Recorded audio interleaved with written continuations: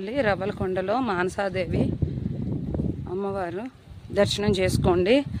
అలాగే దీని నాగులకుట్ట అని కూడా అంటారు. ఇవ్వండి చూడండి, నాగులకుట్ట అని కూడా అంటారు.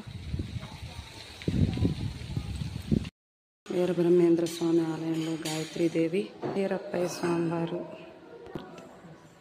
దక్షిణామూర్తి. ఓం నమ శివాయ.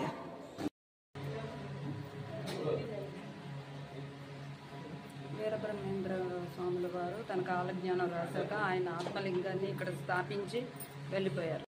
మహానంది వచ్చాము. ఆలయ గోపురం ఇది. ఇప్పుడు శివపార్వతులు ఉంటారు. దర్శనానికి వెళ్తున్నాం. నవరాత్రులు కదండి, అలంకరిస్తున్నారు. అవకాశం ఉంటే వీడియో తీసుకుంది. నందీశ్వర పుట్ట ఆకారంలో స్వామి ఉంటారు ఇక్కడ. మహానందీశ్వరుడు చూడండి.